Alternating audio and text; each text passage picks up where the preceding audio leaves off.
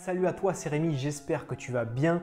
Bienvenue dans cette nouvelle vidéo où je vais t'expliquer comment j'ai obtenu le meilleur crédit immobilier possible sur un de mes achats immobiliers. Donc emprunt à 148%, 84 centimes d'euros d'apport et 3 ans de différé sur 25 ans. Donc on va voir tout ça dans cette vidéo. On me pose beaucoup de questions sur le crédit immobilier, comment présenter son dossier, comment avoir le meilleur crédit immobilier possible. Donc je vais te raconter mon histoire dans cette vidéo et reste bien jusqu'à la fin pour comprendre l'intégralité de cette vidéo et comprendre comment j'ai vraiment réussi à avoir un crédit au top du top. Petit rappel au niveau du timing, j'ai obtenu ce crédit pendant l'année 2020 au niveau du premier confinement. Quand je tourne cette vidéo, on est en 2021, mais c'est toujours valable, c'est toujours possible. Il faut arrêter de croire n'importe quoi que le crédit, c'est plus possible d'avoir du sans apport, c'est plus possible d'avoir du 25 ans ou je ne sais quoi. C'est toujours possible. Même moi, par exemple, pendant la période où je l'ai eu en 2020, c'était assez compliqué. J'ai obtenu un bon crédit, c'est toujours possible. J'ai des participants de formation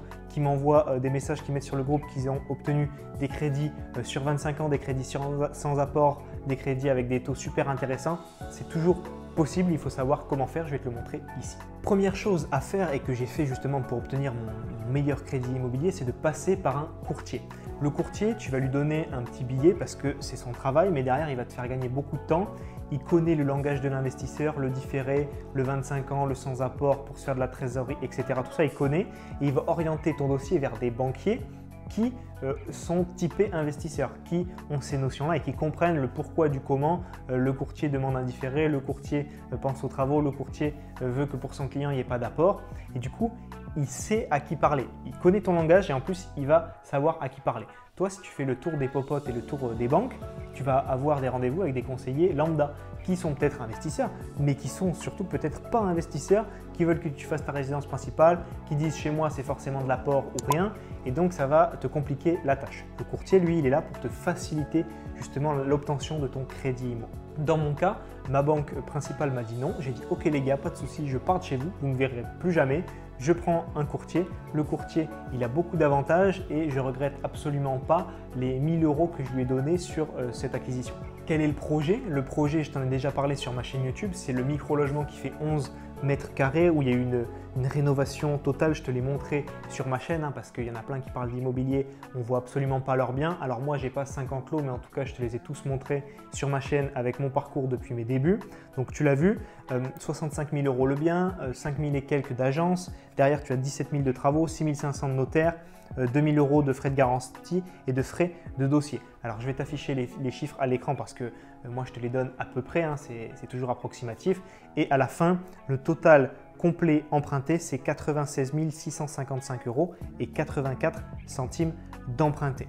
Donc, ce bien, j'emprunte 96 000, 97 000 quasiment, alors que le bien coûte 65 000 à la base. Donc, c'est pour ça que je t'ai dit 148%. Je n'ai pas emprunté le bien, j'ai emprunté derrière le bien, donc forcément, ok, mais aussi l'agence, mais aussi le notaire, mais aussi les frais de dossier, les frais de garantie, les travaux, c'est une enveloppe beaucoup plus importante que le bien. Donc, d'où les 148% dont je te parlais. Sur 25 ans avec un taux de 1,35. Donc, c'est vraiment un taux avantageux, mais encore une fois, le taux, c'était vraiment pas mon problème. J'aurais eu 1,7, je prenais encore une fois le crédit sans souci. Derrière, tu le regarderas aussi sur les petits documents, et j'ai mis 84 centimes d'apport. C'est-à-dire que je n'ai même pas mis un euro symbolique d'apport. J'ai mis quelques centimes en apport dans ce crédit immobilier. Tout le reste est financé par la banque. Et en plus, cerise sur le gâteau, c'est le différé. Je voulais forcément un différé. Ma courtière, dans ce cas-là, elle a réussi à m'obtenir un différé de 36 mois, donc de 3 ans. Pour la petite anecdote, il y a eu pas mal de temps de travaux parce que c'est tombé pendant les confinements. Au niveau artisan, on a eu des soucis, des petites surprises, des mauvaises surprises dans la rénovation, mais c'est pas grave, c'est le jeu. Mais du coup, pendant 6 mois travaux, mais après pendant 30 mois location et différé. Donc, c'est vraiment le meilleur crédit que j'ai obtenu. Comme je te disais, en général, par abus de langage, on parle de 110% parce qu'on emprunte le bien et puis les frais de notaire. Voilà. Ici, tu as le bien, les frais de notaire, les frais de dossier, les frais d'agence, les frais de garantie, les travaux. Et donc, de 65 000, tu passes à 97 000 quasiment, d'où les 148%.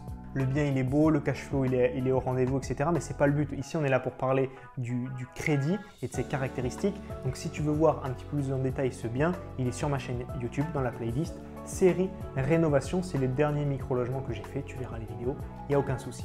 Alors, comment faire pour obtenir ce type de crédit immobilier? Alors, c'est jamais écrit, c'est jamais facile et je vais te donner une règle et tu vas la voir demain. C'est juste mon exemple personnel et je vais te donner mes caractéristiques, mes astuces, comment j'ai fait pour essayer de mettre toutes les cartes dans tes mains pour avoir ce type de crédit. Alors, ce qu'il y a, comme je te l'ai dit, c'est que le courtier aide beaucoup. J'ai eu beaucoup de feeling avec cette personne, c'est une courtière. Elle savait de quoi elle parlait, elle savait parler l'investisseur, elle avait beaucoup de réseau et donc ça a beaucoup aidé.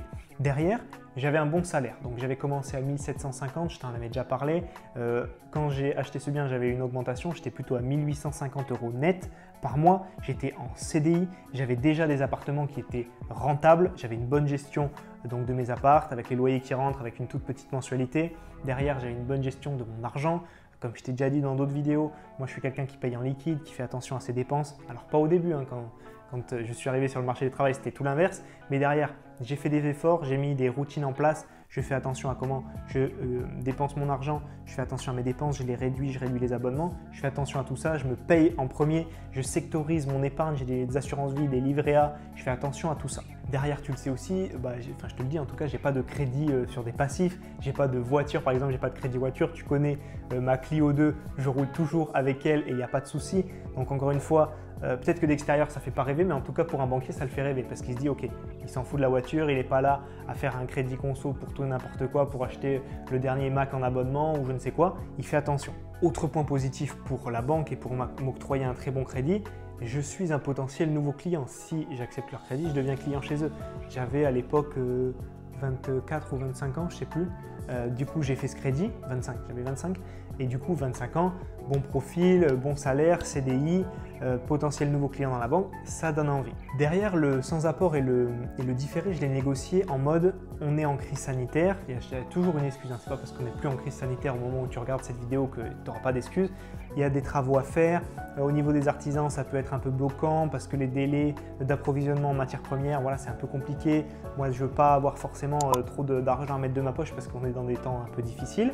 Donc, j'ai réussi grâce à ça et puis à ma courtière aussi qui a fait du travail en amont, à avoir du sans-apport et du différé. Au niveau du dossier bancaire, on l'a travaillé ensemble avec ma courtière pour qu'il y ait vraiment tous les documents, voire plus, qu'il n'y ait aucun manquant pour faciliter le travail du banquier qui allait voir mon dossier. Derrière, on a pris des contreparties. Moi, j'ai ouvert un PEA dans cette banque. Qu'est-ce que j'ai pris en plus? J'ai pris une assurance vie, j'ai pris une protection juridique. Donc, tu vois, derrière, je voulais vraiment contrebalancer, leur montrer que j'étais de bonne foi et que eux, ils m'attiraient parce que voilà, j'avais 25 ans, ils étaient contents de m'avoir dans leur banque.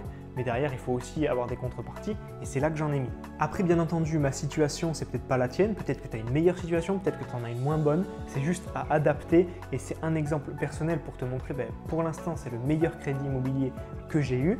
En tout cas, voilà, c'est important que tu comprennes ça et que tu fasses attention à ton crédit, que tu fasses attention à ta gestion de compte, fais attention à tes dépenses.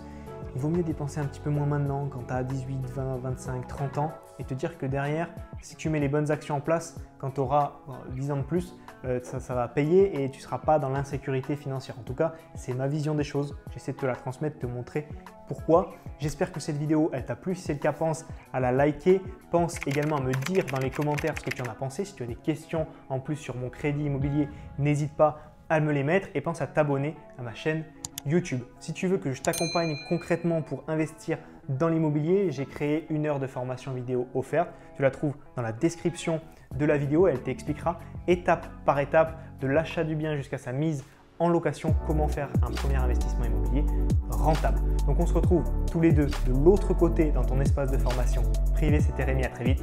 Ciao, ciao.